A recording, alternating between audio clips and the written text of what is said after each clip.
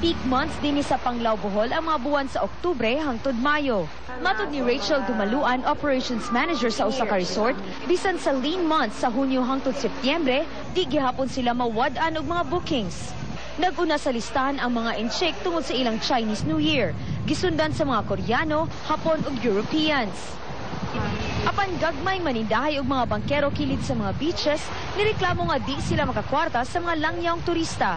Ang nakadaghan ron kay Chinese man, di man namamalit sila. Oo. Di gamay ra kay migalin. Panagsara. Matag pero gagmay ra. Di pa dayag sab sa kabalaka si Rachel sa planong pagtukod og airport sa Panglao nga sugdan karong Marso. Banha naman, like Mactan, nahitabo sa Mactan, banha. So usually guests come here to rest. Vera Leila, Sam, ABS-CBN News, Panglao, Bohol.